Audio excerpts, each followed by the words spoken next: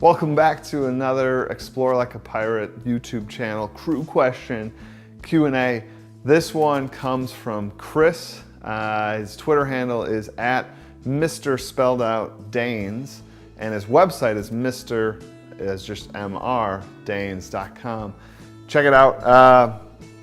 He asked a really good question about guild size or group size. He has a classroom of about 32 students, and his question is, in my experience, what's worked better for the game? What's worked better for the groups?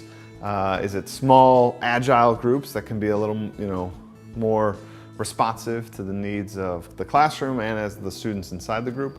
Or is it better to have a larger group? Is that easier to manage? Really good question, Chris, with what could possibly be tons of different answers. But for me, in my class, my guild size usually is about five people in a guild.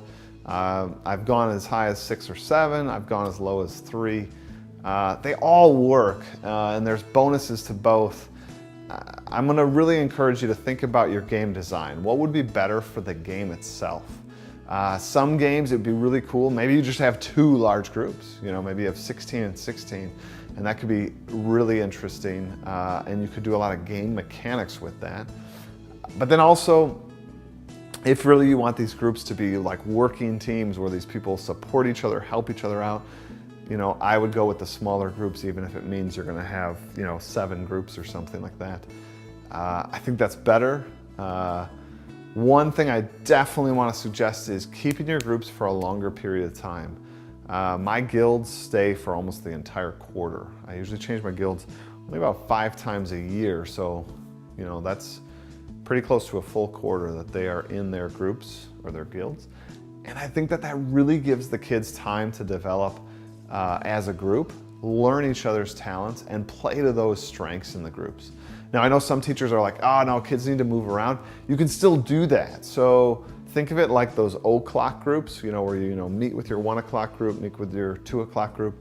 Almost like that. I have their guild group, but then maybe for a project, I let them choose partners for the project. That doesn't matter for me. But the fact of the matter is they're going to sit with this guild, they're going to work with this guild for many different tasks. And sometimes it's nice to separate it, where they have a group for a project and then they have their guild still running in the background, and they can use their guild as a sounding board for some of their project ideas. Now, I don't do that all the time.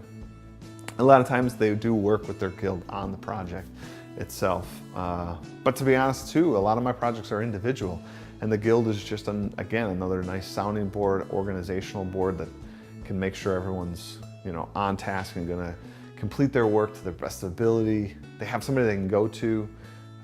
Again, I'm really big on playing to kids' strengths and teaching the kids about that. We all have these strengths, and we just need to think about what assets we bring to our group. And I work with my students a lot on that. There's a vlog post on Explore Like a Pirate that's more long format than this short Q&A that talks about how I build groups and different ways to build groups and some of the strengths of them. So check that one out. But Chris, I hope this answers your question. I hope I've given you some things to think about the pros and cons of both guilds. They really work. In my experience though, I've used the smaller guilds more often. So hope that helps. For the rest of you, subscribe to the channel, share it out, spread the word, check out explorelikeapirate.com. There's all sorts of information there on gamification. There's tools, resources, blogs, vlogs, podcasts, videos, as well as, you can get some cool t-shirts, some great swag if you want, as well as some great resources for your classroom. Again, I'm MrMatera. Happy to have you aboard. Thanks for watching.